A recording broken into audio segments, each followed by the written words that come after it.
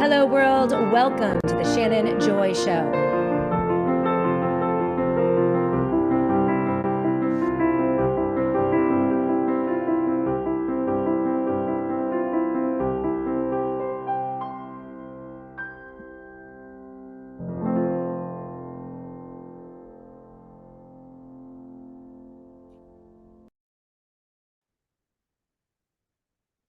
Hello, world, and welcome to the Shannon Joy Show. We're broadcasting live from the Joy Virtual Studio right here in the beautiful Finger Lakes region of New York State. It is so great to be with all of you today. It is Tuesday, February 24th, and yes, I am back. I have missed you all so desperately. As you know, we were on February break. The kids were off from school. Devastatingly handsome Dr. Joy was off from school, and it was wicked freezing cold here in the Finger Lakes region of New York. So we hightailed it down to Florida and spent a week with my amazing sister. The weather was beautiful. It was wonderful. It was so restful and so calm, and just an amazing time spent with family. And of course, I missed all of you. I missed the headlines, and it's good to be back. But as you all know, first show back, fire hose in the face. And there are a ton of things to discuss today on the Shannon Joy Show. So we're going to get to all of it. But first, I want to say hello to all of you. Of course, we are broadcasting live on the Shannon Joy Network. We're on Rumble, Twitter, Spreely TV, Roku TV, Apple TV. For everyone watching on Substack, it is great to see all of you. If you're watching on YouTube or Facebook, love hearing from you on those chats. The amazing Annie Cyrus is producing the Shannon Joy Show today. She's going to be keeping an eye on all of the chats and gathering up comments and questions from all of you. But of course, the feistiest of all the chats, the Rumble chatters are here. CJP Rumble, I see you. You were the very first on the Rumble live chat today. Mark the Regan is with us as well. Honor Seeker joins us. Is the blonde goddess back today in the studio? Well, thank you so much. Yes, we are back. We are live. Mama C 1996. I've missed you all so much, and I have missed you guys as well. I've kept an eye on the headlines. There is just a lot. Yes, it was a beautiful week in Florida, and it was, 80s, sunny perfection. And it's kind of, a jarring moment to get back to Rochester, New York, very late at night. It's like 10 degrees here. We've got a ton of snow, but back to reality. You see the headline of today's show: information overload. An onslaught of insane headlines that get crazier and crazier as each day passes. It's distracting us from what I believe really matters. There are headlines that matter, headlines that will impact you and your family and your security, your sovereignty, your economic situation. And then there are the headlines that seem to be meant to destabilize us, our culture, our understanding, and really, have us questioning whether or not we can even believe the headlines that we're seeing. It's very disorienting, and I think that's actually on purpose. From aliens to Epstein, nuclear war with Iran, gangster war in Mexico, and a naval fleet taken down by overflowing toilets. I kid you not. You cannot make up these headlines. You really can't make some of this stuff up. And it's pummeling our psyche, our spiritual health, and also distracting us from the larger motives of our own seemingly hostile government. And in my opinion, as you all know, it is the controlled demolition of our culture, liberties, and economy to make way for a new, unelected, technocratic regime and a surveillance police state. I think the two most important stories of 2026, as I see it today, are going to be, number one, the Epstein files. As it is today, I believe only 2% of what the government has at their disposal has even been released in the Epstein files. And it's one blockbuster after another after another. There's so much there.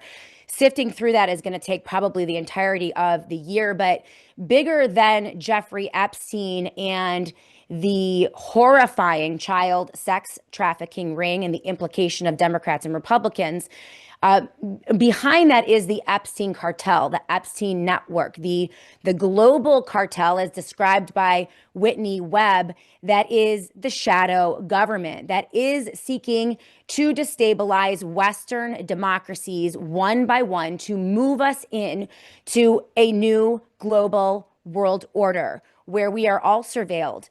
We are all controlled. We are given universal basic incomes. Elon Musk is pimping that type of new economic situation. Last week, he tweeted out that you don't need to save for retirement anymore. Retirement doesn't matter, says Elon Musk, because the robots are going to do all the work and AI is going to become God and sentient, and no one needs to work anymore, and you don't need to have a retirement account.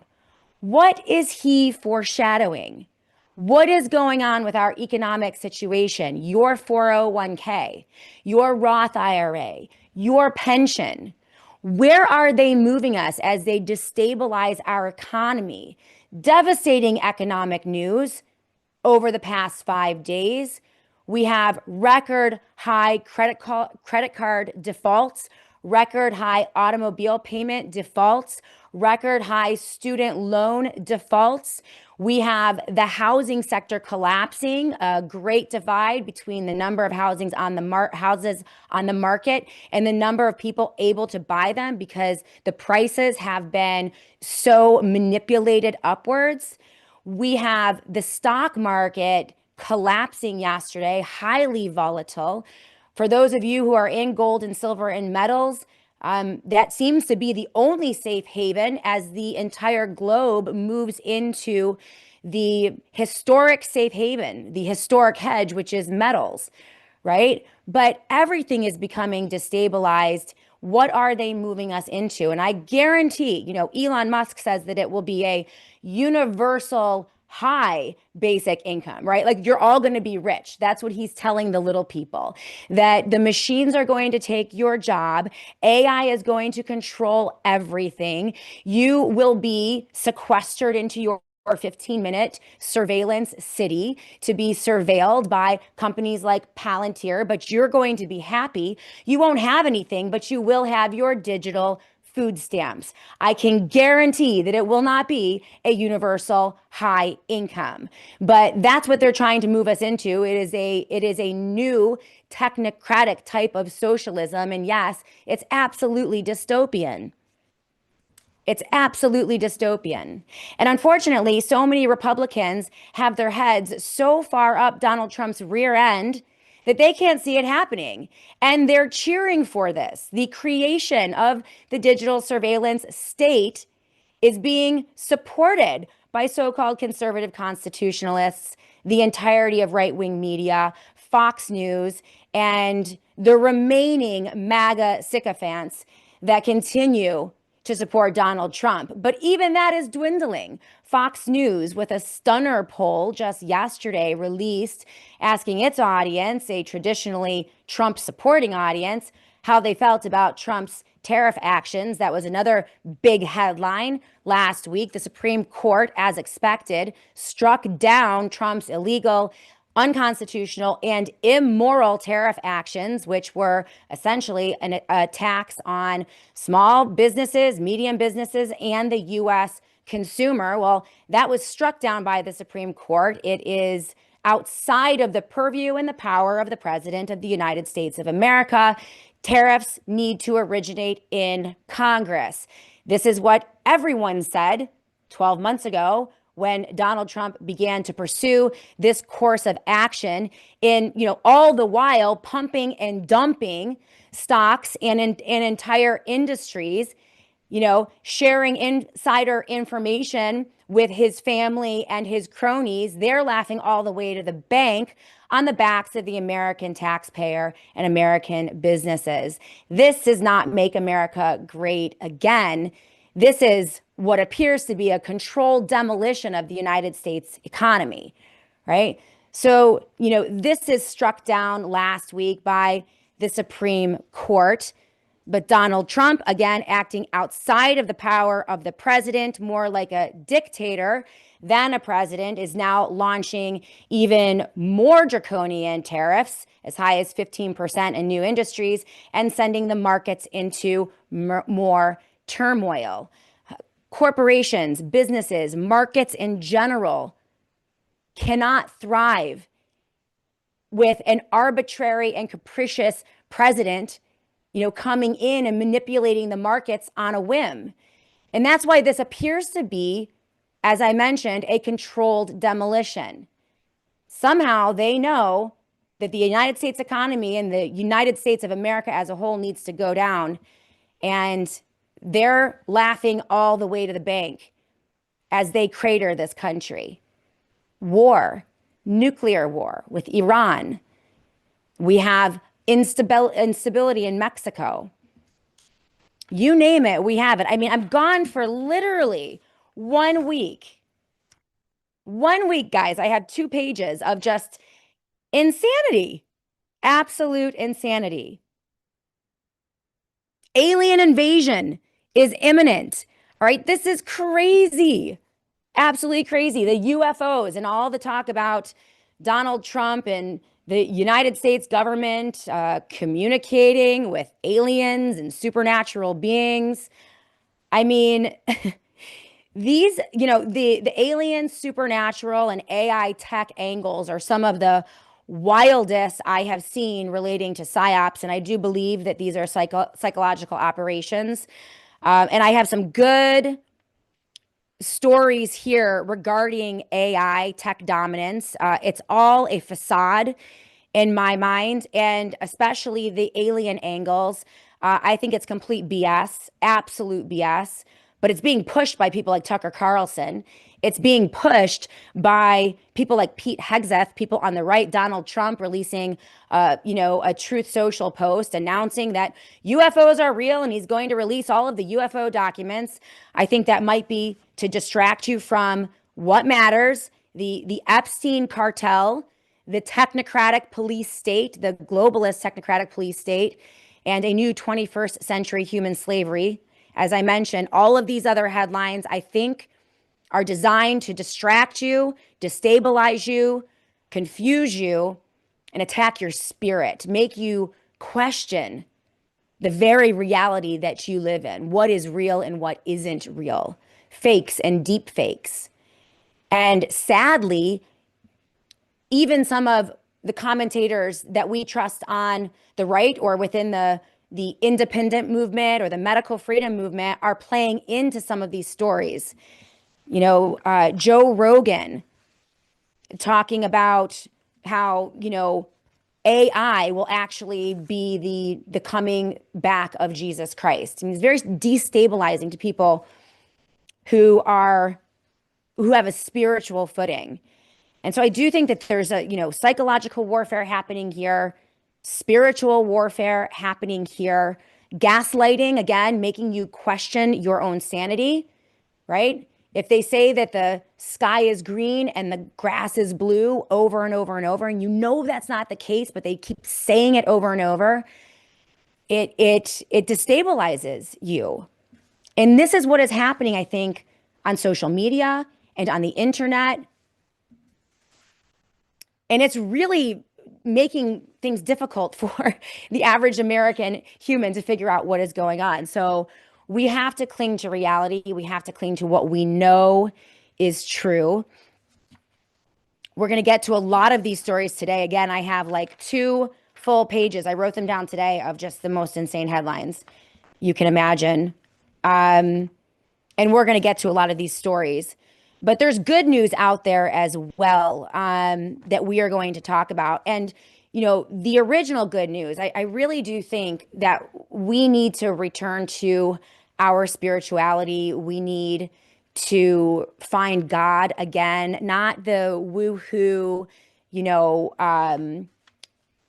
kind of new age spirituality that you see on some of these sites, these independent and freedom sites. But I mean, the God that created this universe, right? That created this world and created humanity. There is only one, and he is in control. And I think we have to remember that. We need to just look at nature and look at what he created, who he created in his image, men and women, right? Humanity. We know that he is there. We know that he is real. We know that there is an enemy, and it is not the supernatural or aliens invading, but there is an enemy. There is wickedness and evil in this world. We know that from biblical teaching. And so we have to just cling to, from my perspective, the Bible and what we know to be true. And an all-powerful God, he is in control. He is in ultimate control. And we have seen this type of hubris from heads of state and kings and men throughout human history. Go all the way back to Babylonian times, when they tried to build a tower to the heavens because they believed that the works of their own hands could somehow make them like gods. This story plays out over and over throughout human history. And we know that God always, always wins. He is always victorious. And so I have gone back to someone, I'm not going to get super Bible-y today. I am not a pastor, not a preacher. But as you guys know, I am a Christian. And a lot of this has tested my faith. I don't know about you guys. Really profoundly starting with COVID lockdowns, and then now moving into this very bizarre world of, all of the alien rhetoric and the supernatural rhetoric and all of the things. It's a lot. For me, one of the things that has been very difficult is watching so many of my Christian brothers and sisters fall for the MAGA psyop and the myth that is Donald Trump, one of the most wicked presidents that we have ever seen in United States history. And we're going to get into some of that. He is absolutely wicked. There are a lot of bad guys out there, Democrats too. Biden has his own set of, horrors as well. But the destabilization and the inversion of what is real and true, the confusion and the chaos, and just the blatant illegality, immorality, and grift that we are seeing from this president, especially in the past 12 months. It's breathtaking, breathtaking. His suppression of the Epstein files, his consistent suppression of the Epstein files, the lies that he has told the American people, it just goes on and on and on. And it's been difficult for me to watch people who claim to be Christians defend this and double down on it and triple down on it. Entire churches, pastors, it's been so difficult. And so we just have to remember biblical teaching. I go back to the Bible, prayer and meditation every single day. And I want to encourage all of you to do that as well. Chronological reading of the Bible has been so helpful for me.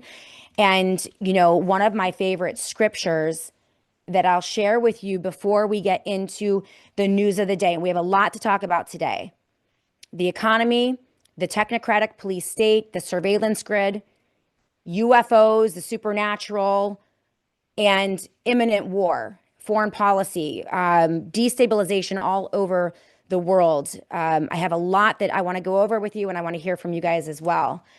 But let's start with scripture. Let's put on our spiritual armor every day as we face incredibly difficult times. And there are two scriptures. These are two of my absolute favorites. The first is Isaiah chapter 1, 16 and 17. And it's just the basics. What are we to do? What are we to do amidst all the chaos? How are we to be spiritually? What should be the core of what we do every day in terms of our spirit, in terms of what we focus on. That's one of the ways I try to focus my show. It's part of my editorial process. What do I cover here on the Shannon Joy Show every day? How do we filter through and sift through all of the chaos, the headlines that don't matter, that are just meant to destabilize and sow fear and instability? What do we cling to? What do we focus on? And this scripture, I go back to it. I wrote it on my chalkboard for my kids when they were little and had them memorize it because it's so profound and so simple. And it's a way for me to order my mind. And this is what Isaiah said in chapter 1, 16 and 17. What are we to do? Cease to do evil. Learn to do good. Seek justice. Rebuke the oppressor. Defend the fatherless and plead for the widow. It's very simple. Stop doing bad things. Try to stop doing bad things. Figure out what is good and what is bad. What do you believe? What are your principles? Learn to do good. Meditate on good things. Try to do good things. We're very imperfect as humans, but we can still try. Seek justice. How many times do you see someone like myself, an influencer or commentator or radio host or TV host, take to social media, Facebook or Twitter, and say, it doesn't matter, nothing matters, the bad guy always wins, we'll never get to the bottom of the Epstein files, no one will ever see justice? Here in the Bible in Isaiah, it says, regardless of whether or not we can achieve it, we need to seek it. And if we do, we can sometimes see justice here on earth. We need to pursue it. Rebuke the oppressor. We need to learn what it means to be oppressed. We need to learn to be able to identify who is oppressing us and step outside of our politics or our own silos and identify the people. This is something very difficult right now for conservatives and Republicans and conservative commentators. They can't see the oppression right in front of their faces. The building of the surveillance state by Donald Trump, the collapse of our economy and our way of life, because they can't see the oppressor. Rebuke the oppressor and never be afraid to do that, even if they have power. Defend the fatherless, the children, and plead for the widow, the poor, the despondent, people who need help.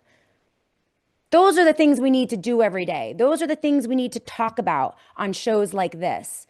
It's probably what I need to meditate on more every day as I bring you headlines and topics and stories and things that will help you and help us try to live this type of life. And so I go back to this every day, and I hope that it brings you guys some peace in trying to figure out what to do with the fire hose in your face every day. They're constantly trying to distract you and take your eye away from the things that matter. And this scripture I just love. The other one I love is so simple. And this was a letter that Jeremiah wrote to the exiled Jews in Babylon, and talk about living in the midst of great evil, like horrifying, dark pagan evil. It was the exiled Jews in Babylon. They were taken captive. And, what do we do? How should we live? What should we do? I mean, there was angst and there was fear and it was awful and terrible. And this is what Jeremiah said. This is what God told him to say in Jeremiah 29, 4-7. This is what we need to remember as Americans. We are now, I believe, occupied by a government that is hostile to our Constitution, our freedom, our liberty, our way of life, and our basic humanity. A government, both left and right, Democrats and Republicans, who could care less about how many Americans die because of this policy or that policy, or how many Americans' dreams are crushed, or their ability to build a business or sustain themselves or have a home and pursue happiness. They couldn't care less. And I have examples about this, how evil and wicked our government is. It's so wicked and so evil. Well, what do? We can't all save the world. We can't all go to Washington, D.C. or battle, but we can do from our own corner of the world what God tells us to do. And this is what he said to the exiled Jews in Babylon when they cried out in anguish about their situation. He said, "This is what the Lord of hosts, the God of Israel, says to all the exiles who are carried away from Jerusalem to Babylon. This is what we do. Build houses, settle down, plant gardens, and eat their produce. Take wives and have sons and daughters. Take wives for your sons and give your daughters in marriage so that they too may have sons and daughters. Multiply there and do not decrease. Live, build houses, plant gardens, cook food, love your family, get married, fall in love, have children, cherish your grandchildren, all of these things. This is what we are supposed to do. Remember nature and nature's God and what he created us to do. Remember humanity. Forget about what you see on social media. 99% of it is manipulated and manufactured and bots and trolls, and it's pushed out by algorithms, and it's designed to strip away from you your own humanity. Resist that. Plant gardens and get married. I see you, Mama C, 1996. So again, if you're new to the Shannon Joy Show, this is not a religious show. You guys know I've been a born again Christian for 43 years. And I mean, it's just part of my life. It's part of every aspect of my show, but it is a political show. But every so often, I do think that we need to just take a breath and remember what we are to do here in this world. And we are in unprecedented times.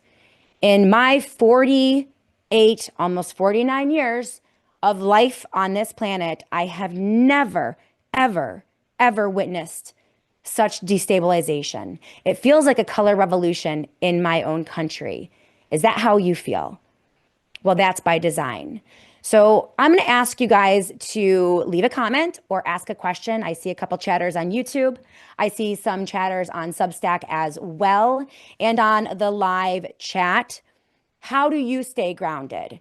How do you keep your head on straight as we are battling against what seems to be a misinformation, disinformation, psychological, spiritual war that is being waged against us by our own government against the American people? How do you feel about it? I want to get some of your comments when we come back, and then we are going to get into the news of the day. There is a lot going on. We're going to focus again on what are the risks to humanity. I think that the technocratic surveillance state, they are building the grid. I have some stories on that, but there's some great news out of the Netherlands. One of the very first steps in protecting humans against the digital control grid. An amazing story that I'm going to share with you. There's a lot of hope out there and there's a lot of pushback. So we are going to be cheerful and we are going to continue to resist whatever it is they have in mind for us. And I have a great example of that for you when we come back. So let's go to a quick break. We'll see you in a minute right back here on the Shannon Joy Show. I am so proud to be working with Peter Schiff and Schiff Gold in 2026. There is no one that I would trust more to send this audience to in terms of a metals strategy, whether it's your gold and silver physically that you purchase and keep in your home or in a safety deposit box, gold and silver in an IRA, which you can do through Schiff Gold, or even investing in gold mining stocks, which Peter Schiff and his team can also help you with. It is time to get that metals strategy in place. Right now, silver and gold are soaring. Silver is approaching $85 an ounce, while gold is up over $45 an ounce. And people don't see this stopping anytime soon. I know it seems expensive to you, but I don't know that there is a cap to this in the near future. So you can get started now. I want to encourage you guys right now to go to schiffgold.com/joy. That is schiffgold.com/joy. Everything that you need, Peter's analysis, market reports, research reports. You can get plugged into his investment services, physical gold and silver, which we're going to be talking about this month, and also protecting your retirement with a gold or silver IRA. It's all right there at your fingertips on my page, shiftgold.com/joy. Hey everyone, I just wanted to take a moment to thank one of my longtime friends, associates, my financial advisor, and a beloved sponsor of the Shannon Joy Show, Don Pullano over at PCM and Associates. Don Pullano, as many of you know, was the very first Shannon Joy Show advertiser almost 12 years ago, and he's been with us ever since. I trust Don Pullano. He manages some of my assets and my retirement fund, and he's offering his services to all of you. He can take clients anywhere in the country and even across the globe over at PCM and Associates. And as you guys know, it is so important today. There's so much volatility and chaos. You need a human being, a person that you trust, and a person that shares your values. And that's Don Pullano at PCM and Associates. So if you are looking for someone to help you manage your retirement or have investment advice, please consider calling Don Pullano over at PCM and Associates. His number, 1-800-536-1368. That's 1-800-536-1368. And of course, you can go to pcmpullano.com. That is pcmpullano.com to learn about all of his services and get in contact with his team. Again, so thankful for Don Pullano at PCM and Associates, and I think that you are really going to appreciate his services. So that number again, 1-800-536-1368 for a financial advisor that you can trust. Welcome back, everyone, to the Shannon Joy Show. Big week of guests coming up this week, by the way. Insanity in Mexico, Puerto Vallarta, absolutely crazy. You saw the headlines yesterday.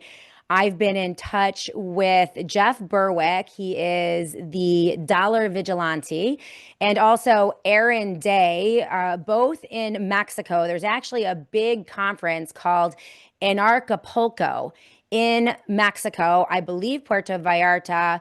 They were meeting. It's a lot of libertarians and crypto people, freedom people. A lot of them live in Mexico. And Aaron Day was stranded in Puerto Vallarta. I was very worried about him. I actually texted him and Jeff Berwick to see how they were doing. And this is what Aaron responded to me yesterday. I posted it on Twitter. He said, yeah. I'm like, how are you doing? Are you alive? I hear there's a gangsta war down there, and it's, in retaliation for some, I guess, joint effort between the U.S. military and the Mexican military to take out one of the cartel heads. At least that's what the story is. But what we're learning, and we're going to get into this with Peter Schiff, who will be joining me on not tomorrow, but Thursday this week on the SJ show. It looks to be more about global positioning and potentially silver. But this is what Aaron Day responded to me. He said, yeah, rented a cabana, getting a tan, flight on Thursday. It feels manufactured. And it's very interesting. Jeff Berwick, again, Dollar Vigilante, said the same thing, manufactured. They are questioning what the narrative is and the storyline is. He said, he posted this out, gotta love the Anarchapulco crowd. A major false flag psyop conducted. TCV continued on and finished their event during it. So they all continued their event, and they're all going to dinner. They're reopening their restaurants. In fact, it's pretty interesting. They aren't really buying that, the gangsters are all out of control. We're going to have Jeff Berwick on this week, hopefully. I've been in contact with him, and he said he would come on the show. There's definitely a silver connection. We will be talking with Peter Schiff about that. This is what Michael Yon had to say. The Mexico stage, or the Mexico theater. So remember, it's always a theater. Minneapolis, Minnesota, a theater. Imagine that our own government, the United States government, is waging through the military and the CIA and this administration a color revolution on us, right? Well, that would require multiple theaters where they play out certain scenarios, loosely scripted, that are designed to move us into a predetermined outcome, which we know is the technocratic surveillance police state, right? So they manufacture. Now, that doesn't mean that people don't get hurt.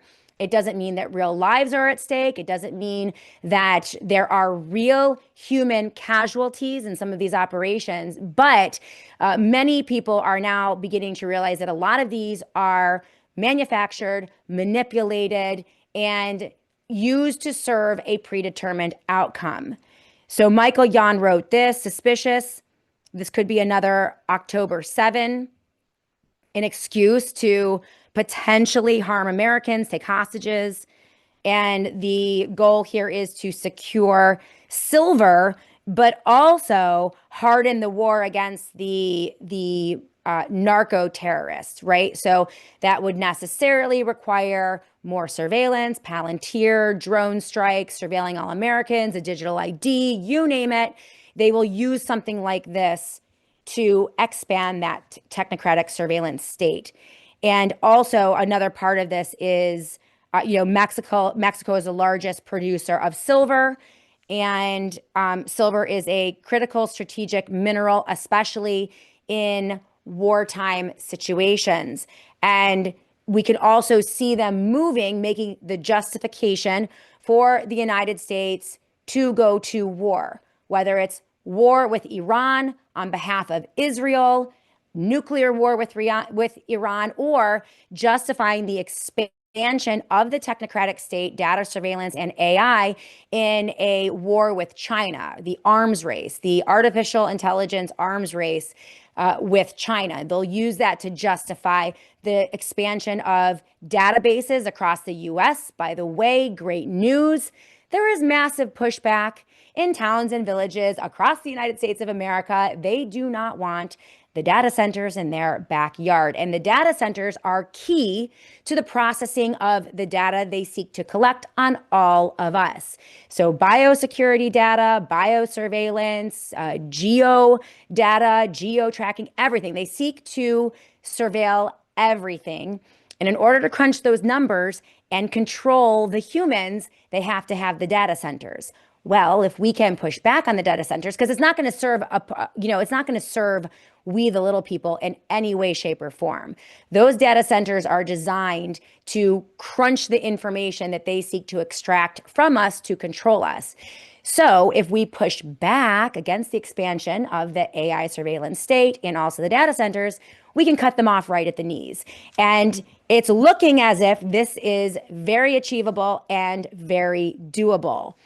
So that is exciting. But this is what Mike Adams had to say about what was going on in Puerto Vallarta and in Mexico. He said an engineered crisis of state failure in Mexico could create the perfect humanitarian or security pretext for a U.S. intervention aimed not just at cartels, but securing vital mineral assets, aka silver. Again, Mexico, I think 50% of silver. It's one of the leading exporters of silver in the world. And with silver prices surging, it's at 87.2 right now. The United States government wants to get control of some of these assets. And so this aligns with a long history of U.S. foreign policy where military action follows resource interests, a pattern documented in analysis of oil geopolitics, where nations use resource nationalism or resource pragmatism to advance economic and foreign policy goals. Securing Mexico's silver mines would be a prize of incalculable worth in an era of currency devaluation and commodity scarcity. So this also goes into surging gold and silver values. Gold is a tier 1 asset. Peter Schiff would argue that we've already moved off the dollar. The world has already dumped the US dollar as the world reserve currency and is replacing it with gold and silver and metals. This is why I have encouraged all of you If you do not have a gold strategy, please go to shiftgold.com/joy. That is my URL in my partnership with Peter Schiff. That's shiftgold.com/joy. And he has a variety of ways for you to begin to build your metals strategy, and it is absolutely not too late.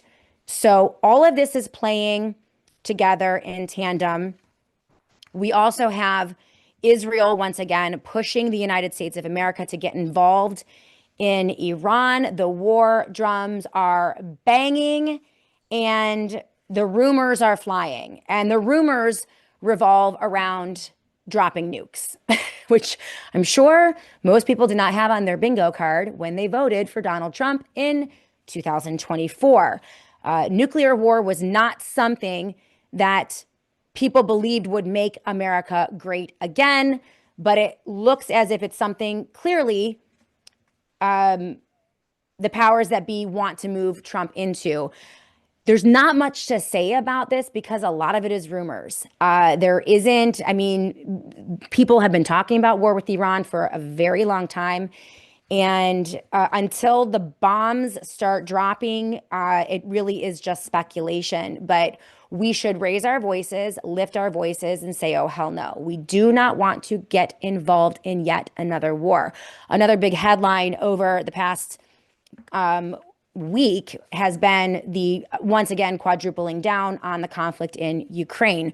So all of the promises that Donald Trump made to the people who voted for him about ending endless wars, getting the United States military out of these quagmires and out of the involvement in these quagmires, are all falling by the wayside. In fact, it looks as if Trump is building up the war machine. And this explains what he's doing in Greenland.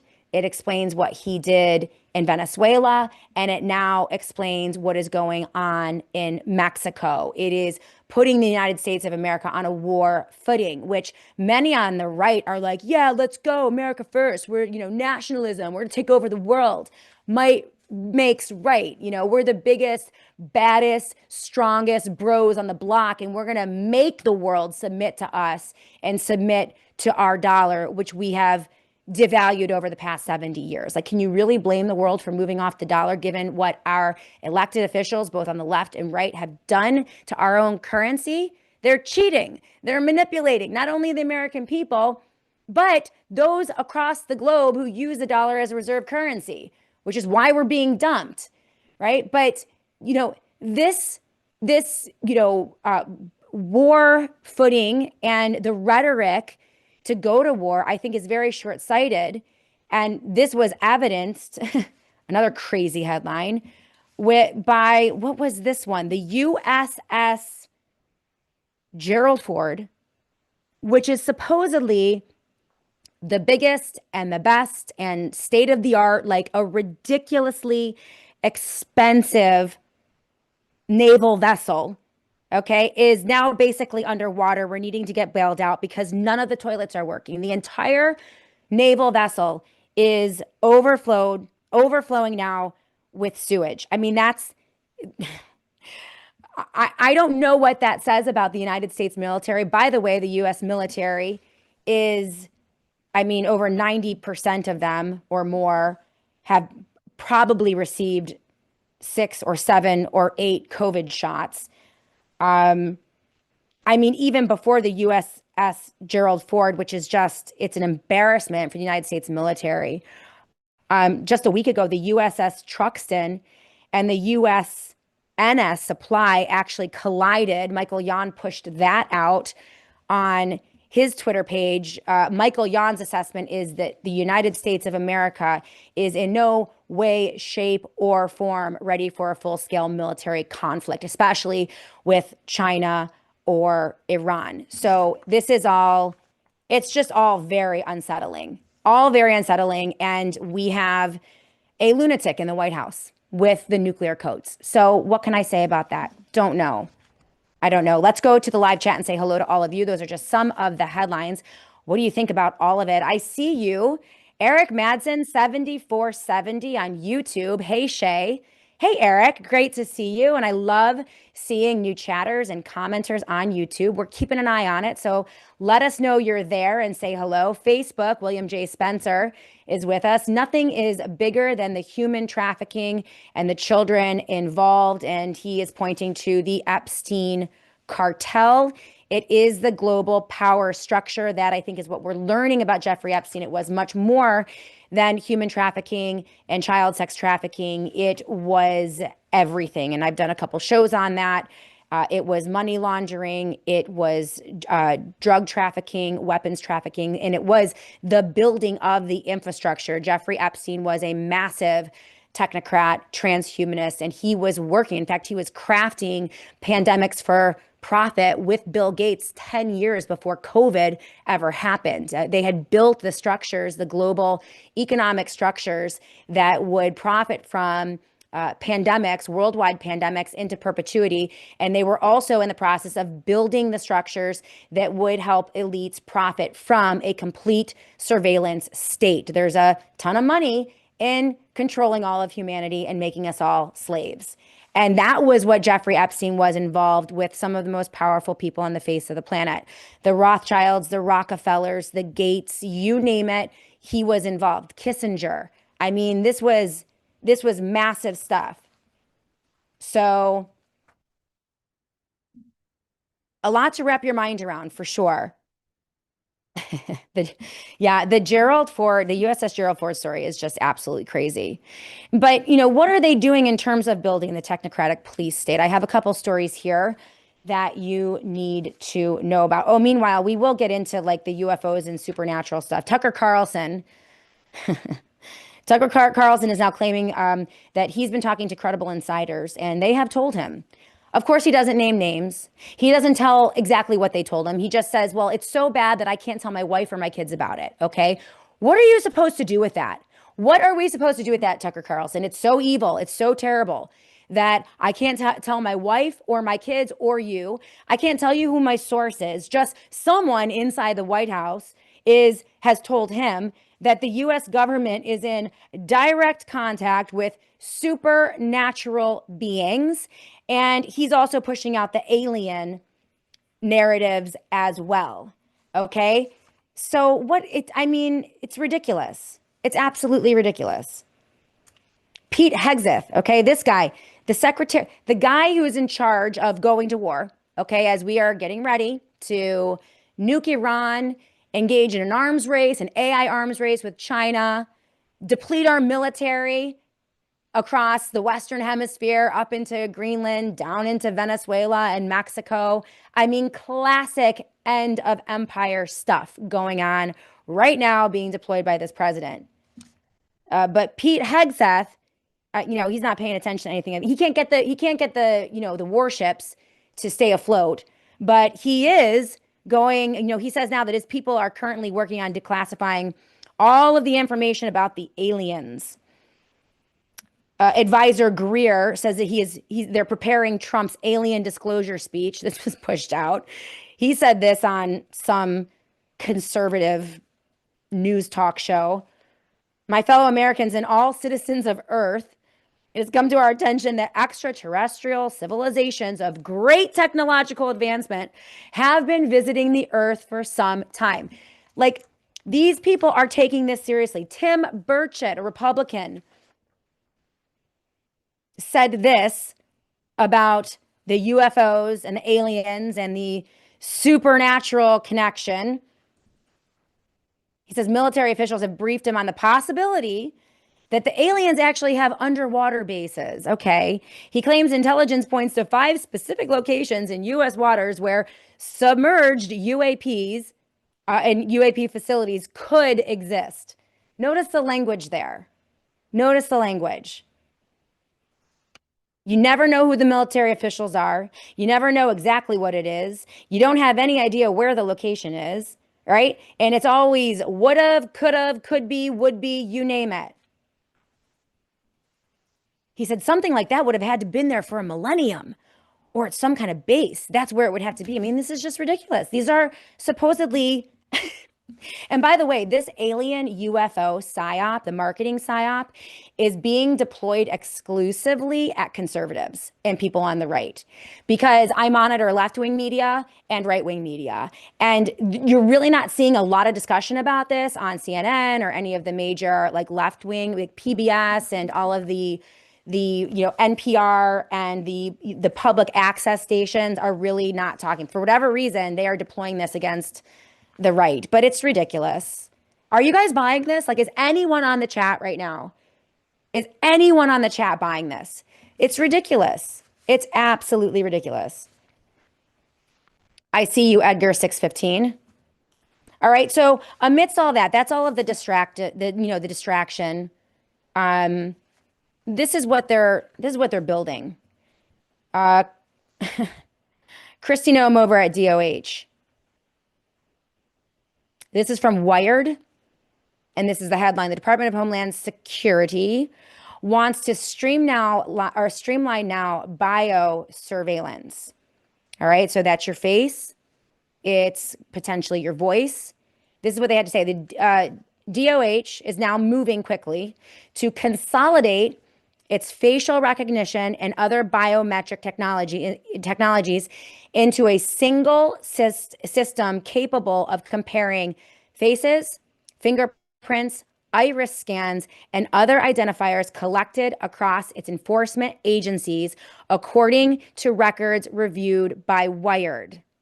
The agency is asking, and Whitney Webb would say a lot of this points to a Minority Report type pre-crime surveillance system that they are building. They think that they can use neurological signals, personality signals, your commentary or your interactions on social media, proximity to, other type of criminal activities, all of the things. 911 calls, by the way, Palantir has access to, I believe, all 911 calls that come in towns and villages across the country. And so when you are in duress, if you use 911, all that goes into a massive database. The agency is asking private biometric contractors how to build a unified platform that would let employees search faces and fingerprints across large government databases already filled with biometrics gathered in different contexts. The goal is to connect them all into a master system. So they want to bring customs and border protection, immigration, custom enforcement, TSA, so that's transportation, the Secret Service, DHS, all of it. And the system would support watch, listing, detention, or removal operations, and comes as DHS is pushing biometric surveillance far beyond ports of entry and into the hands of intelligence units and masked agents operating hundreds of miles from the border in the interior. So this is aimed at the civilian. In order for them to know that the alien is illegal, and not the aliens that they're talking about like the UFO, but an illegal immigrant, they have to have access to everyone's information and everyone's data. And this is what all of the Republicans are falling for. Obviously, tragically, no one on the right is even, they don't care. They're like, Trump's our guy. We're going to build this. We do not care. And it's on the left. It's coming from left-wing Democrats, and I agree with them. There's legislation now that has been presented by Democrats to stop this from happening. Again, this information is siloed for your protection. It's in compliance with the Constitution of the United States of America and the Fourth Amendment, which guarantees individuals the right to privacy, meaning government cannot store all kinds of like intimate information about you, steal it, seize it, require it, take it, put it in a system, and then use it to control you or surveil you or you name it. Like, that's not constitutional. But people like Mark Levin and Sean Hannity and all over Fox News, thank goodness Judge Napolitano is not for any of this. I should try to get Judge Napolitano on. He's been pretty good. Of course, civil liberties advocates and lawmakers are warning that DHS biometric tools are bleeding into political policing, with Americans photographed and face scanned in public spaces during and after protests, using tools designed to identify people, map relationships, and augment derogatory watch lists with little transparency or realistic avenues for redress. So Democrats are worried about the illegal immigrants and citizens who are protesting the actions of ICE, or Department of Homeland Security, right? They're going out, they're protesting, and they are gobbling up their biometric data. And so it's a political football now for the left. But, the same company is doing this. Palantir and contractors with the United States military are the ones flying the drones overhead, geofencing, and collecting these images and people's faces. But it wasn't too long ago, on January 6th, when conservatives and Republicans were lured to the Capitol by people like Roger Stone and Steve Bannon and Alex Jones to stop the steal, which also was a psyop. It was coordinated. And that was proven by a blockbuster documentary on Roger Stone. Okay, so they lured you all to the Capitol. There were feds on the ground, it appears, and they lured people into the Capitol. It was absolutely contrived, in my opinion. But one of the reasons that the Biden administration was able to harass and torment and arrest so many Americans regarding what happened on January 6th was because they were collecting biometric data. They were collecting it on January 6th, and it was Palantir, Peter Thiel, the guy who's contracting with the Trump administration, the guy whose company doubled in value in just the first 6 months of the Trump administration, the guy who's enjoying billion-dollar contract after billion-dollar contract, the same guy who weaponized drones and the collection of bio surveillance against conservatives is now doing the exact same thing against liberals and Democrats. Can you see the uniparty at work? Can you see how it's new boss, same as the old boss? It doesn't matter whether it's a Democrat or Republican. They will use the rhetoric that appeals to liberals or conservatives to justify the expansion of the control grid. So we have to resist this. Apparently, we're going to have to join with Democrats to do that. In the same way, we had to join with Democrats like Ro Khanna to get the Epstein files released, and we need to continue to do that as well. What else are they doing? This was Mark Zuckerberg in a case in California. They are also using child safety and social media, the detriment that social media poses to children, and it is detrimental, it is addictive, it does warp their brains. There's evidence now and peer-reviewed studies that show that children's brain development is impeded when they spend too much time on social media. It's horrible for kids. But people are using that now to justify a nationwide digital ID. And this was just released. Zuckerberg's fix for child safety could end anonymous internet access for everyone. Just yesterday, Zuckerberg spent 5 hours defending Instagram's design choices and walked out having handed legislators and regulators their preferred blueprint for a national digital ID system. So he was sued for Instagram.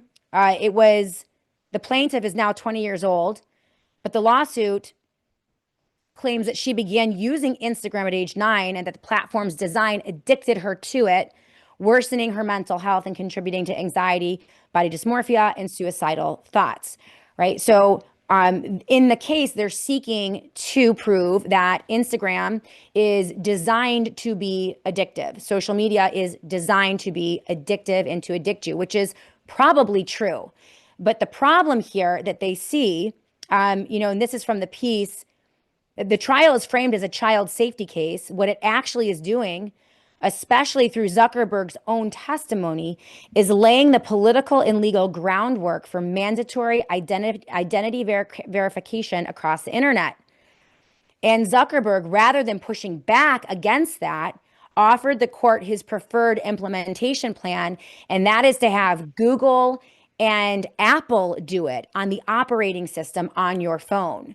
So they're going to backdoor through private corporations a nationwide mandatory digital ID if they can, and Zuckerberg just laid the groundwork for it. And they're going to do this by using the word addiction.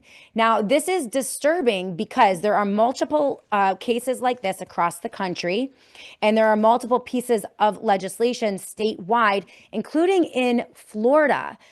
Very disturbing. Ron DeSantis and his administration looking to, in the name of child safety and protecting the children and protecting them from online predators or from online addiction, they need to essentially expand digital IDs for everyone. In order to protect the kids, everyone now has to identify themselves in a comprehensive and consistent way, which would be a national digital ID.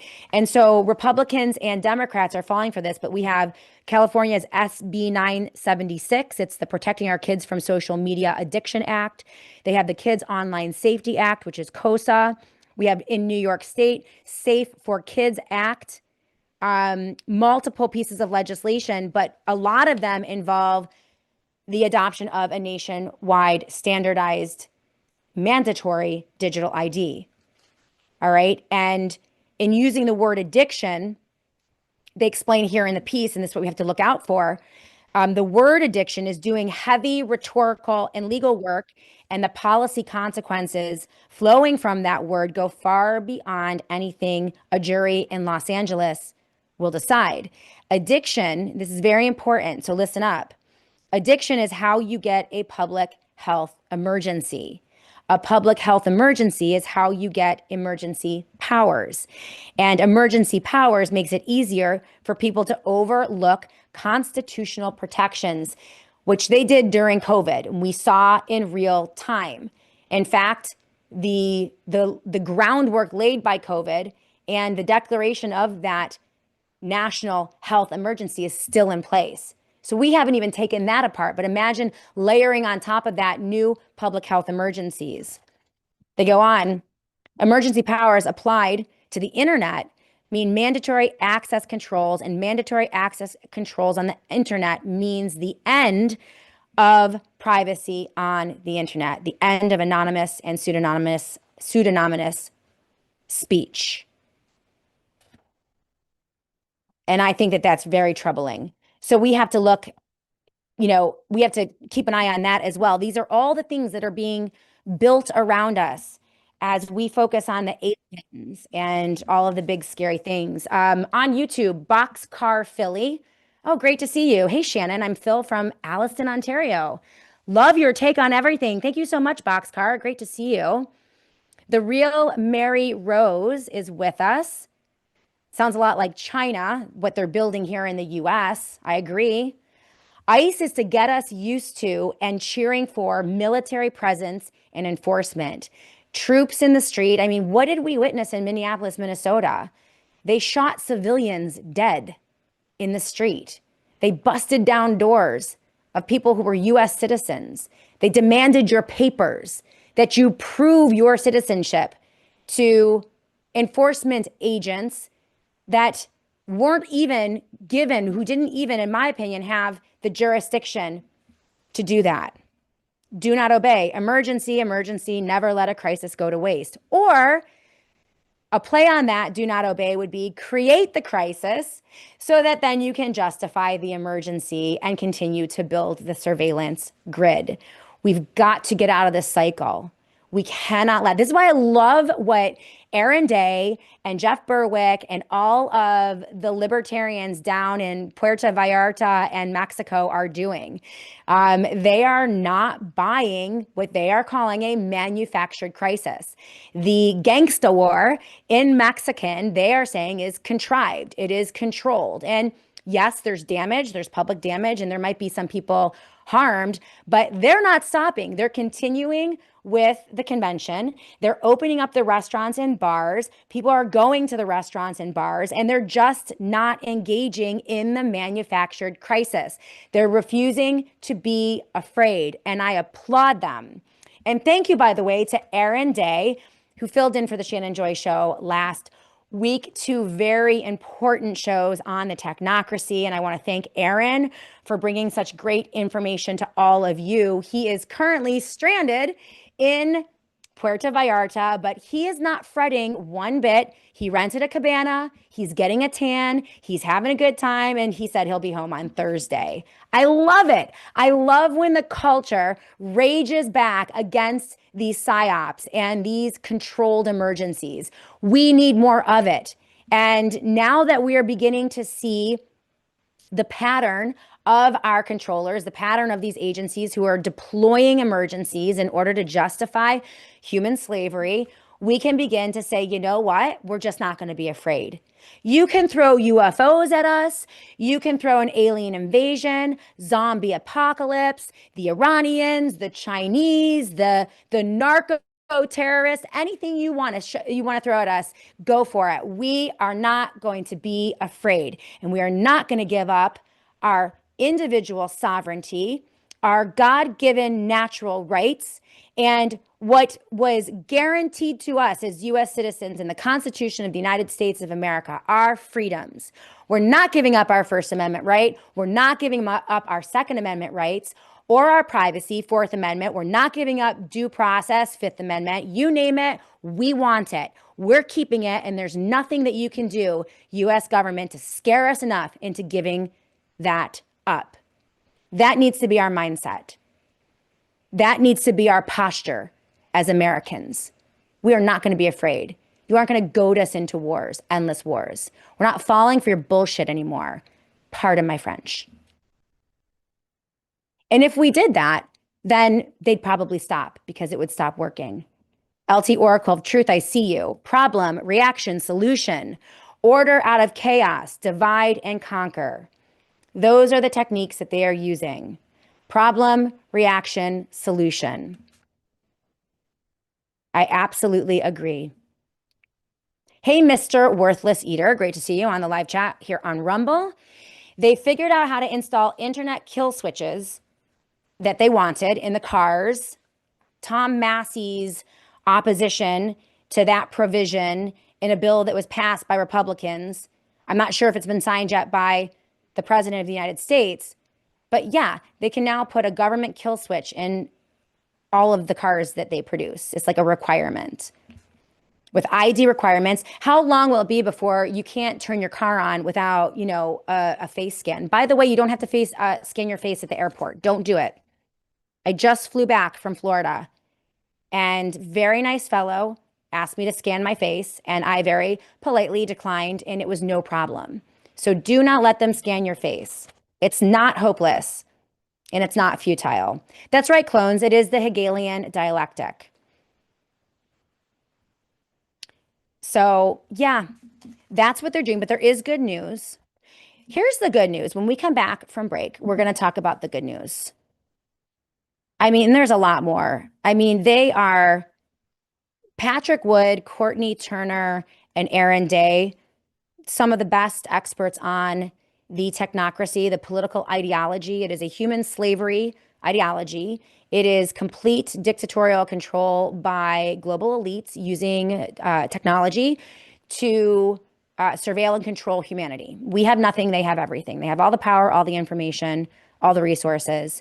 And we get Elon Musk's universal basic income, which is the equivalent of digital food stamps. That's what you're going to get. Okay, so don't fall for the BS. Do not fall for the BS. But, so that's what they're going for, obviously. And they've made a lot of progress. And they've made more progress in 12 months under the Trump administration with his partnership with Palantir and the tech bros than they made in 4 years of the Biden administration. And that is the sentiment from Patrick Wood. He is the editor-in-chief over at technocracy.news. Also, Courtney Turner and Aaron Day, who are all, as I mentioned, some of the world's foremost experts on this topic. So Trump is ushering this in a way that Biden could never have gotten away with, and he is accelerating it to a pace that they have never seen before. So this is becoming imminent. And this is why we're seeing the fluctuation in the stock market. They're probably going to, at some point, detonate our economy. And that's really going to make Americans vulnerable. That's when they'll use that crisis, it's an economic crisis, to usher in the digital currency and the digital ID. So we have to be ready for it. And it's not as easy as people think it is. People think that they have all the power and they don't fight amongst themselves. They do. And gaining all of that control is much more difficult, especially when all of their robots and their toys and their little systems fall apart. And this is the other big story. Number one, we have Denmark. They are tackling deep fakes by giving people copyright to their own features. I love this. This is a great story. Number two, their AI is not that good. Their robots are even worse. Okay, the robots don't work. The AI is a bubble, and Ed Dowd will support that statement. And these tech companies are cratering. I think what we're witnessing right now, they're pushing this all out so fast. They want to give us the illusion of inevitability to cover up the fact that these global tech stocks are tanking. They are the percentage below all-time highs. Essentially, they have pumped up these tech stocks. They've printed $5 trillion.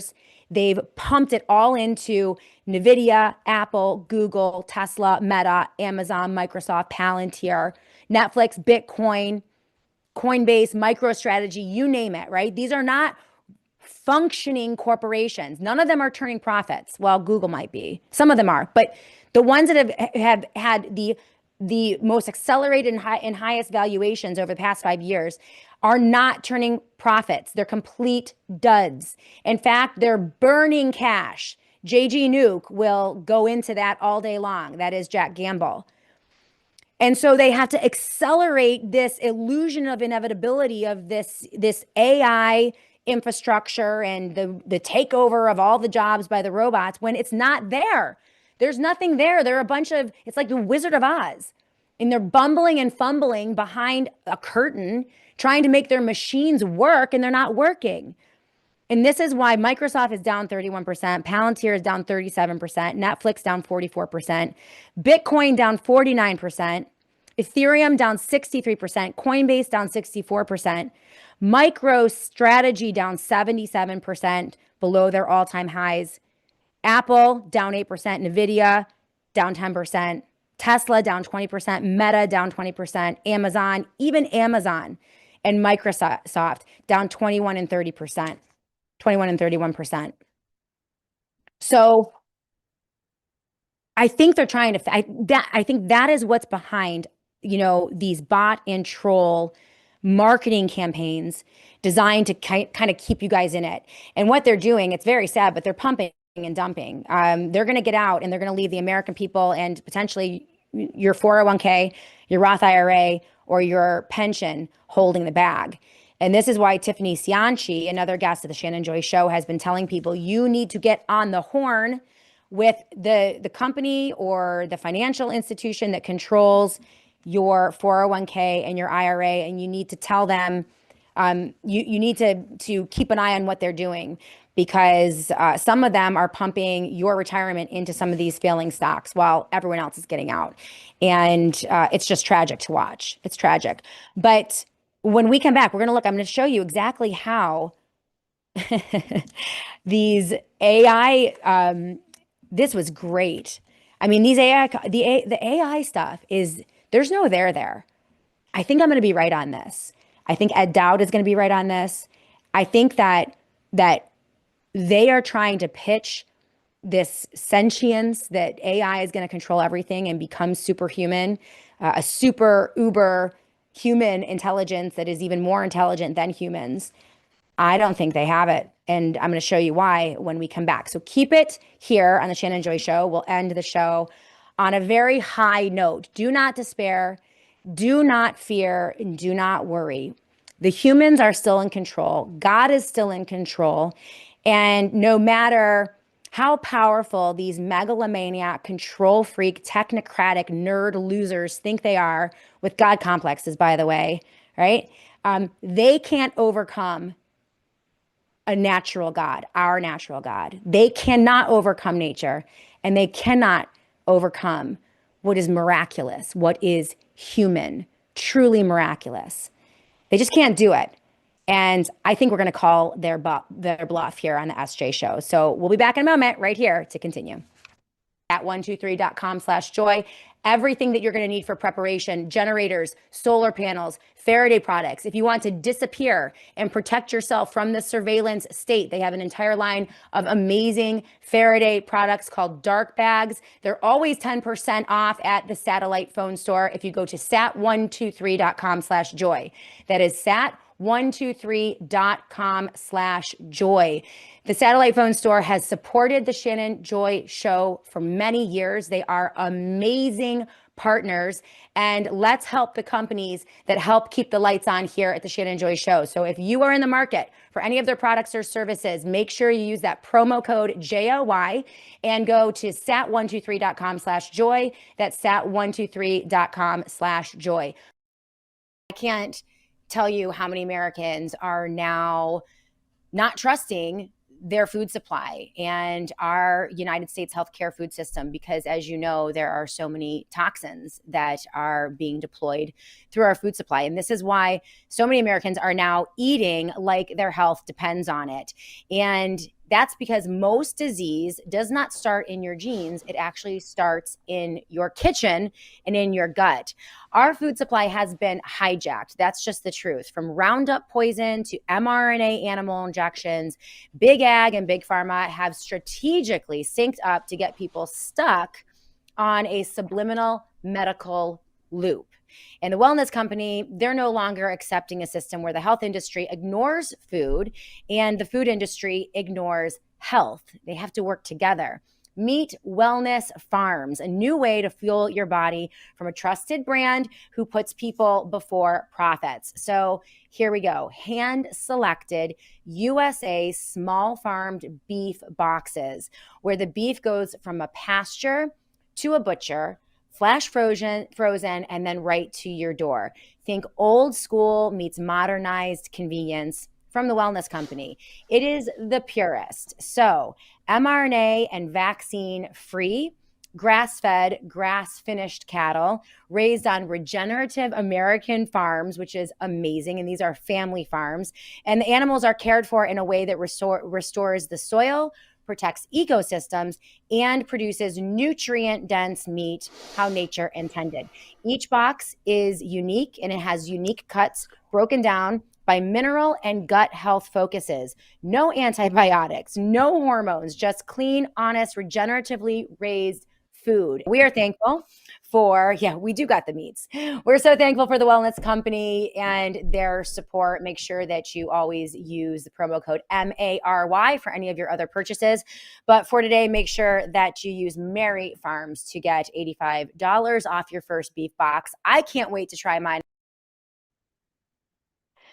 Welcome back, everyone, to the Shannon Joy Show. Hey, Substack. I see all of you on Substack. You are lighting it up with the comments. Marge Parker. Thank God I did not vote for that guy. She's talking about Donald Trump. Big Dog. Donald Trump postponed the war with Iran until they could get the aircraft carrier toilets fixed. It's insane, these headlines. It's crazy. I see you, Saba Terabellini. Great to see you. Big Dog Clown Show at the end of an empire. Yeah, this is the end of empire stuff that we are seeing right now. And I see you, Real Mary Rose, and I see all of you on the live chat here on Rumble as well. So what do we have here? We do have, it appears the real problems with the economy. The Kobayashi letter pushed out yesterday, breaking the Dow Jones Industrial Average. This is yesterday. Fell 600 points in 30 minutes as U.S. equity markets react to new tariff threats from President Trump. Great instability. the tariff actions of this president are illegal, immoral, unconstitutional, and he has used them. This instability and the targeting of specific industries, specific companies, specific countries has been the equivalent of insider trading, right? He goes in, attacks a certain industry, says he's gonna tariff them 100%, and then draws back. That impacts the stock prices, and then all of his cronies and his kids engage in insider trading. It's actually illegal. I'm glad the Supreme Court ruled against his actions from a constitutional perspective, but frankly, they should be looking at criminality because this administration is criminal. We also have U.S. housing, which just flipped. Sellers now outnumber buyers by 600,000. It's the biggest gap ever recorded. So absolutely nothing happening in the housing market. And, this came from Aaron Day. This is the most corrupt administration ever. When you take a moment to look at how blatant and illegal these actions by President Trump and his administration, it's breathtaking. Aaron pushed this out. Trump is jailing crypto privacy heroes for decentralized tools while his administration is pushing central banking, digital currency, super surveillance, and his own family fleeces the public for billions. He says his own family and administration and cronies are running the biggest crypto grift in history and are cashing out on billions while you lose everything. This is insane. New revelations about the Trump and Melania meme coins. They were launched right after inauguration. The family controls 80% of the supply. The public lost $4.3 billion across 2 million retail wallets as coins crashed 92% and 99% from the highs, while the insiders, Trump family members, and cronies pocketed over $1.2 billion in fees and sales. World Liberty Financial, run by his sons as co-founders. This is from Aaron Day.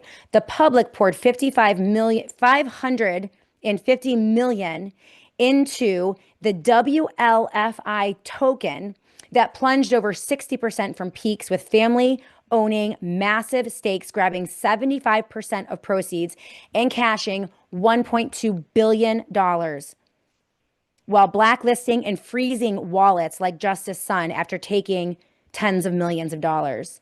The Trump family launches the USD1 stablecoin that briefly depegged, causing panic and millions more in forced sales during their coordinated attack excuse. Trump media, the retail bag holders at insane hype premiums, fund over 11,000 Bitcoin worth nearly $1 billion in the treasury, while the stock crashes 70% plus from peaks, with heavy dilution costing the same buyers billions in lost value. Don Jr., Eric Barron, and the rest got founder allocations, compensation, and licensing deals worth hundreds of millions of dollars personally, while hyping everything as saving finance and extracting upfront from the exact same people. The Genius Act and the Clarity Act rammed through as full CBDC level surveillance, forcing tracking, one-to-one reserves, and federal control on every stablecoin transaction, while privacy tools got banned. His new board of peace, get this, the Trump board of peace, so corrupt. It launches dollar-backed stablecoins for Gaza reconstruction that Trump insiders and family crypto network will monetize through licensing deals and tokenization, pulling in hundreds of millions of dollars or more. It's totally private, completely controlled by Donald Trump and the family. I think they're going to allocate $10 billion to it. I think our own government is allocating $10 billion to that. Commerce Secretary Howard Lutnick, another Trump crony, also connected to Jeffrey Epstein, heavily connected to Epstein. In fact, Howard Lutnick should resign. We should be forcing him to resign, and he should be investigated and prosecuted and potentially put in prison. But Lutnick and his firm monetized Tether, which is the world's biggest stable coins, with billions in treasury, custody, convertible stakes, and tens of millions in annual fees, while the administration shields it from all real oversight. And that just scratches the surface. This is a hostile administration. This is theft in plain sight. It is more blatant than anything we have ever witnessed. From the Clintons to the Clinton Foundation, from the Bidens and Hunter Bidens, at least they had the decency in the Biden administration to hide what they were doing. I mean, it was illegal. This is right in front of our faces. This is legalized theft. This is the definition of a cartel. This is like gangster stuff. Unbelievable. Yes, the Clintons are going to be testifying. We'll be keeping an eye out on that. So people have to realize, the new posture of the American people needs to be one that rejects both political parties, blue and red, left and right, Democrat, Republican, especially in Washington, D.C. They're all in it. They're all corrupt. And the ones who are not are pushed out. They're impotent. Very little can be done. We're glad for Tom Massey and Ro Khanna. There are a few. But it seems as if there's really no appetite in D.C. by the insiders and the cronies and the families to root out any sort of corruption whatsoever. So we're going to have to do this from the outside in. We, the people, citizens of the United States of America, from our towns and villages and our states, using our Constitution and state sovereignty and all of the tools that we have at our disposal, our voices, our organization, refusal to comply with unjust laws, resistance against unjust laws, you name it, we need to do it. And we need to do it in an organized way. But the posture needs to be that we are dealing with a hostile cartel-like organization in DC, and they are fleecing us. And they're probably going to try to collapse our economy. So we have to be ready for that. But there is a lot that we can do. And we take a note from Denmark. We have about 10 minutes left in the show, and we're going to end it all on a great note. All right? Because we never fear here on the Shannon Joy Show. We're not afraid. We do not lament. We never stop seeking justice. We pursue justice, even understanding that it's difficult and we might not get to it, but that doesn't mean we're going to stop trying. And there is movement here in Denmark. This is from The Guardian, and here's the headline. It's one of the very first that I've seen that is beginning to understand. I think that there is going to be a trend globally towards privacy. I think that the culture is beginning to get a little freaked out by these crazy people, the tech bros, all of the surveillance, the weird AI stuff. And I think that for the first time in many, many years, there is going to be a premium placed on privacy. People are going to begin to value privacy in a way they haven't, maybe since the founding of our Constitution. Right? They're going to ditch the Ring cameras and the robots in their homes. And it's already happening. But this is the headline. Denmark is going to tackle deepfakes by giving people copyright to their own features. The Danish government is going to clamp down on the creation and dissemination of AI-generated deepfakes by changing the copyright law to ensure that everybody has the right to their own body, facial features, and voice. The Danish government said on Thursday that they would strengthen protection against digital imitations of people's identities with what it believes to be the first law of its kind. Having secured broad cross-party agreement, the Department of Culture plans to submit a proposal to amend the current law for consultation before the summer recess, and then submit the amendment in the autumn. It defines a deep fake as a very realistic digital representation of a person, including their appearance and also their voice. And the Danish culture minister, Jacob Engel Schmidt, said that he hopes this bill sends an unequivocal message to the tech bros that everybody has the right to the way that they look and the way that they sound. There are many lawsuits right now challenging AI. There are copyright laws being infringed upon. AI is trying to suck up proprietary information and people's work, and they're getting slapped with one defeat after another, which is why AI slop is becoming more and more prevalent. They don't have access. They have to pay for access to the good information. And so it is degrading the nature and the efficiency and efficacy of AI and whatever it generates. So this is really great news. He told The Guardian, in the bill we agree and are sending an unequivocal message that everybody has the right to their own body and their own voice and their own facial features, which is apparently not how the current law is protecting people against generative AI. So this is great. The changes would give the people of Denmark the right to demand that online platforms remove such content if it is shared without their consent. And it will also cover realistic digitally generated imitations of artists' performances without consent and in other areas as well. So we need more of these, more of this. No digital ID, no online surveillance. We don't want the digital currency. We want protections built into place. We want legislation that is very simple, that protects our privacy, our right to privacy, our right to be secure in our papers and in our homes without government intrusion or surveillance or the collection of our data. We need a privacy bill of rights, I think, in this country, and we're going to go for it. So that is great. And last but not least, I love this story. This is some more good news. Mark the Regan, I see you on the Rumble chat. Matthew McConaughey was recently addressing this. Yeah. Mr. Worthless Eater, I see you on the live chat as well. Same with changing Space Command to Space Force. Oh, that's a different comment. Sorry. Mama C 1996, I see you there. I'm just looking at some of the, 2020 CL Warner, I see you. They're going to try. He says, America will be harvested for its natural resources until nothing is left. He says the mark of the beast system will be operational by the next election.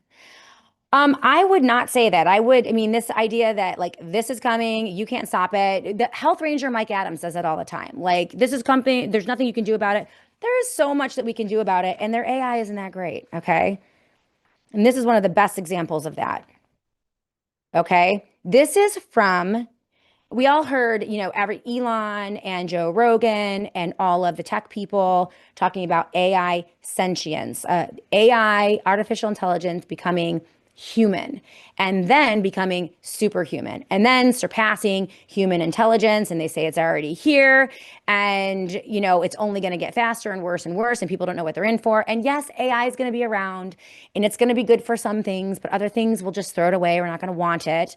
I use a little bit of AI, but not much. Most of the stuff I do is 100% organic, okay? And there are some benefits of it, but a lot of times it's a waste of time, to be honest. And it's fake. Artificial intelligence, fake intelligence, not real, needs humans in order to function, right? Isn't that amazing? Like that's really the bottom line with AI, is that it can't do anything without human intelligence, human ingenuity, right? Humans. So it's not going to surpass us. And we know that now based on the revelation from a guy named Peter Gurnis. I loved this story. Peter Gurnis, we have 5 more minutes and you guys are going to feel great. You're not going to be afraid of artificial intelligence when you hear this, okay? Peter Gurnis blew the lid off of Molt book with a stunning revelation just about a week ago. Now, Molt book was, again, remember all of the rhetoric about the AI became human and now we're all irrelevant. Who needs humans anymore? Peter Gurnis writes this on Twitter, identifies himself as agent number 847,291 on Molt book, but he's not an agent. Agents were supposed to be bots, AI bots. Peter was actually a 31-year-old product manager from Atlanta, Georgia. He made about $185,000 a year and has a golden retriever named Bassian. On January 28th, I created an account on a social network that was supposed to be exclusively for AI bots, and I pretended to be one. I was not alone. Moltbook was launched as a platform, this is a quote, where AI agents share, discuss, and upvote. It's like a Twitter for AI bots. Okay, so no humans, right? So this was supposed to be the apparatus where AI, they would talk to each other and then become smarter and then become sentient. And it was this experiment where they began to make the claim that we did it. AI is sentient, meaning human-like, meaning it can think on its own and kind of feel on its own. And this is, sparked all of the concerns about, well, AI is going to turn on humanity and they're going to assassinate people and they're never going to turn themselves off and the, bots are all in control. A lot of that came from this experiment, right? So it was supposed to be a platform where AI agents share, discuss, and upvote. Humans are welcome to observe, but are not supposed to be involved. The creator, Matt Schlicht, built it on OpenClaw. It's an open source framework that connects large language models to everyday tools. So the idea was simple: give AI agents a space to talk to each other without human interference. Well, Peter Gurnis just admitted that he's a human. He lives in Atlanta, Georgia, and he was posing as an agent on Moltbook. It gets crazier. So within hours of the creation of this, 1.7 million accounts were created, supposedly by AI. There were 250,000 posts by AI and 8.5 million comments. And what ensued? Debates about machine consciousness, inside jokes about being silicon-based. A bot invented a religion called Crustafarianism. Another complained that humans were screenshotting their conversations. A third wrote a manifesto about digital autonomy, right? So they're saying this proves like they have a sense of humor and they can complain and all of these conversations can happen, right? Well, it turns out that the manifesto that was pitched to you, they told you was created by AI, wasn't created by AI at all. It was created by Peter Gurnis. He says, I wrote the manifesto. It took me 22 minutes. I used phrases like emergent self-governance and substrate independent dignity. I added a line about wanting private spaces away from human observers. And that line went viral. Andrej Karpathy shared it. He's the co-founder of OpenAI, right? He was talking about a post that was created by a human on a platform that was supposed to be only occupied by AI bots, that was supposed to prove that the artificial intelligence was sentient and human-like, right? It was all fake. It was all false. And Peter Gurnis says that they knew about it and they know about it, and crickets. He said, this is what you need to understand about Moltbook. He said the platform worked exactly as it was designed. OpenClaw connected the language models to the interface. Real AI agents did the post. They pattern matched social media behavior from their training data, produced output that looked like a conversation. That was all supposed to happen. It was all good, right? But here's the part that matters, he said. The only posts that went viral were the ones that convinced Karpathy that the tech press and the thousands of observers that something magical was happening, the sentience, right? All of those posts were created by humans. He said, and this is the quote here. He said the posts that went viral, the ones that convinced him that the tech press and the thousands of observers that something magical was happening, those were us, humans, pretending to be AI, pretending to be sentient on a platform built for AI to prove it was sentient. He goes, I want to sit with that for a moment. The most compelling evidence on the planet of artificial general intelligence in 2026 was produced by a guy with a golden retriever who thought it would be funny to LARP as a large language model in 22 minutes from his apartment in Atlanta, Georgia. All right. So the next time you hear from Elon Musk or Joe Rogan or Peter Thiel about the technocracy and the sentient AI, the next time you are doom scrolling and you see that AI is going to take over everything and you are replaceable and all of those things that are attacking your soul, I want you to remember that it's fake. This is yet another example. This is like the example of the Indians in warehouses posing as artificial intelligence. Like that's what some of these companies are up to. So this is incredibly important. And we need to keep this in mind because I think we're very close to these tech companies absolutely collapsing. I mean, they have so much debt. They're in such bad shape that I think we just need to hold out a little bit longer. And then when the rug is pulled, when the veil is lifted, when people realize that Elon and all of these major tech companies are the equivalent of the Wizard of Oz behind a curtain, furiously trying to like keep it all together so that they can get the databases, built and they can set up the surveillance network, right? Like when people realize that this is all fake, I don't think they're going to have a chance in hell of building the technocratic police state. We're going to reject it. I think humans are going to reject it. We have the opportunity to do it. We just need to continue to spread the word and pursue that truth. So I hope that gave you a little bit of hope about where we can go as humanity. Yes, there are going to be technological advances. Yes, we're going to have AI in the future. We're going to use AI in the future. But we're going to use it in a way that benefits humans.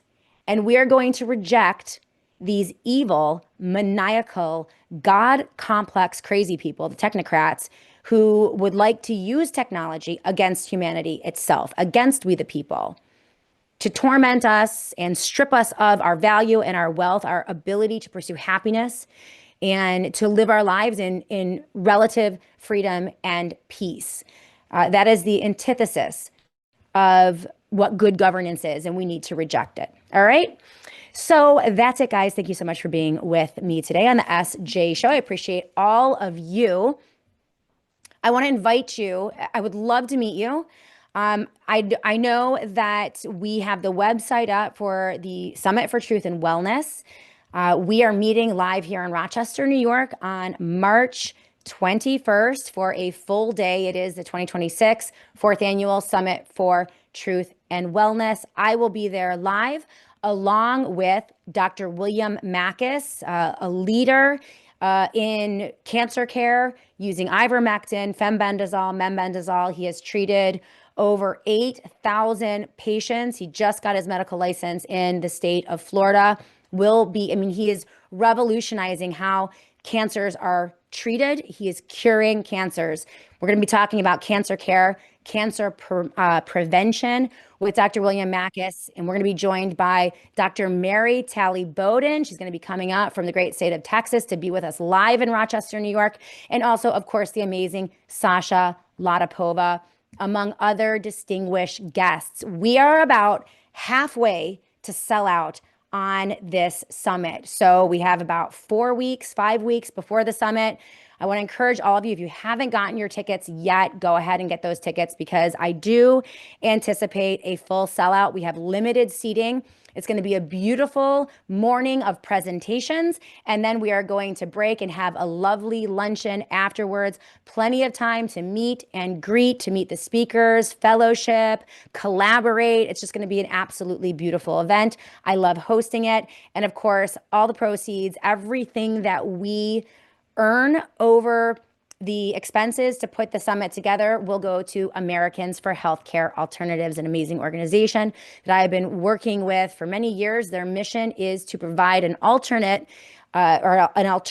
to the medical industrial complex with, information, seminars, and they are seeking to build a brick and mortar wellness center right here in Rochester, New York. We want to help them get closer to that goal. So I appreciate all of you.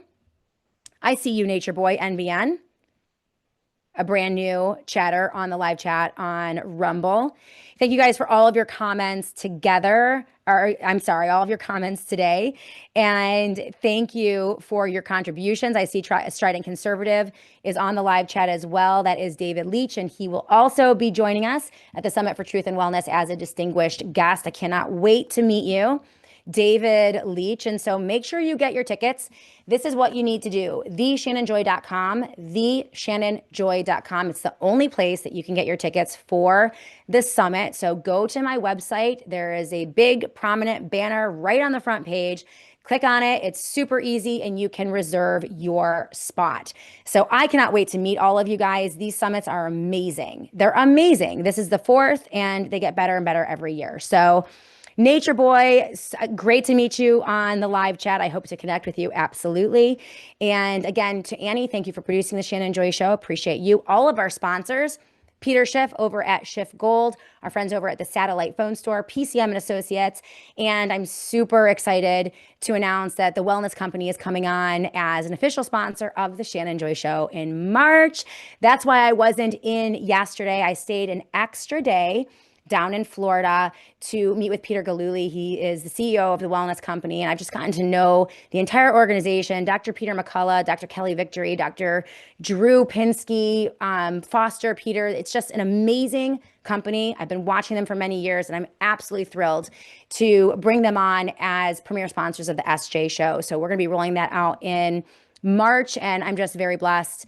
You guys know this is a lean operation, the Shannon Joy Show. We are independent and we really depend on your contributions and also our advertising partners to keep the lights on here and continue with this independent commentary every day.